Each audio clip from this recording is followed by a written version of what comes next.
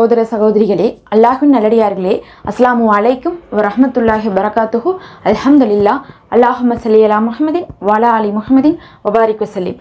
இன்னைக்கு நம்ம பார்த்தீங்கன்னா ஜும்மாவுடைய நாளை அடியெடுத்து வைக்கிறோம். இந்த ஜும்மாவுடைய நாளை அடையக்கூடிய ஒவ்வொருவரும், அதாவது மக்ரீபுடைய நேரம், வியாழக்கிழமை மஹ்ரீபில் தொடங்கி ஜும்மாவுடைய நாள் மஹ்ரீப் வரையுமே நீங்கள் பார்த்தீங்கன்னா இந்த ஒரு வார்த்தையை நீங்கள் ஓதிக்கொள்ளுங்க. இதை நீங்கள் வியாழக்கிழமை மஹ்ரீபுடைய ஆரம்பத்திலேருந்து ஓதும் போதே உங்களுக்கு சிறப்பு கிடச்சிரும். அதனால் நீங்கள் ஜும்மா நாள் முழுவதும் இதுதான் ஓதணும். அதே மாதிரி வியாழக்கிழமை நைட்லேயே நம்ம இதுதான் ஓதணும். அவ்வளோ சிறப்புக்குரிய வார்த்தை. இதை ஓதுபவர்கள் ஜும்மாவுடைய எல்லாவித சிறப்புமே தன்னிடத்தில் கொள்வாங்க. அதனால இதை ஓதி நம்ம ஜும்மாவை சிறப்பிக்கணும். அந்த அமல் என்னன்னு தான் சொல்லி பார்க்க போகிறோம். இது பார்த்தீங்கன்னா ஒரே வரி தான் இருக்கும். இதை நீங்கள் 7 முறை ஓதிக்கொள்ளுங்க. அதே நேரத்தில் இந்த ஒரு வரியில் பார்த்தீங்கன்னா 3 விஷயம் உள்ளடங்கியிருக்கும். முதல் விஷயம் என்னன்னு சொல்லிட்டு பார்த்தீங்கன்னா, நபி ஸல்லல்லாஹு அலைஹி வஸல்லம் அவர்கள் ஜும்மாவுடைய நாளை அடையக்கூடிய ஒவ்வொருவருமே நீங்கள் மறுமை நினைப்போடு ஜும்மாவை கழியுங்கன்னு சொன்னாங்க. அதனால சஹாபாக்கள் மறுமையை நினைத்து அதற்காக வருந்துவார்களாமா. நம்ம நிறைய பாவம் செஞ்சுருக்கோம், மறுமை வரப்போதே ஜும்மாவுடைய நாளில் தான், அப்போ நம்ம பாவம்லாம் செஞ்சுருக்குமேன்னு சொல்லிட்டு வருந்தி மன்னிப்பு கேட்பாங்களாமா. அப்போ நபி ஸல்லல்லாஹு அலைஹி வஸல்லம் அவர்கள் சஹாபாக்களுக்கு ஜும்மாவுடைய நாளை நினைக்க சொல்லும் போதெல்லாம் மறுமையை நினைக்க சொல்லியிருக்காங்க. மறுமையை நினைக்கும் போதெல்லாம் அவங்க என்ன பண்ணியிருக்காங்க, பாவ மன்னிப்பு கேட்டிருக்காங்க.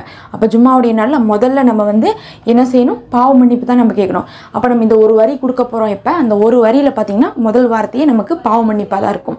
அடுத்து இரண்டாவது பார்த்தீங்கன்னா, நபி ஸல்லல்லாஹு அலைஹி வஸல்லம் அவர்கள் என்ன சொல்லியிருக்காங்கன்னா, ஜும்மாவுடைய நாளில் என் மீது அதிகமாக ஸலவாத்து சொல்லுங்கள், அந்த ஸலவாத்து என்ன ஆகுனா எங்கிட்ட கொண்டு காண்பிக்கப்படும்னு சொல்லியிருக்காங்க. மற்ற நாளில் நபி அவர்களுடைய பெயர் கேட்டு நம்ம ஸலவாத் சொல்லுவோம். ஆனால் இன்றைக்கி பார்த்திங்கன்னா நபி அவர்களுடைய பெயர் கேட்டெல்லாம் கிடையாது.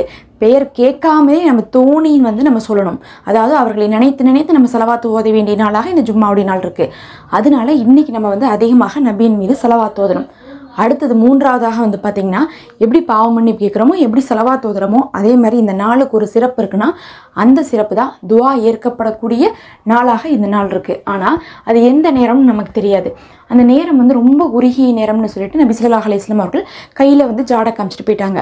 அந்த குறுகிய நேரத்தை நம்ம தேடணும். எப்போ இருந்து தேடணும்னா, வியாழக்கிழமை மஹ்ரீப்லேருந்து வெள்ளிக்கிழமை நைட் வரையுமே அந்த குறுகிய நேரத்தை நீங்கள் தேடணும்.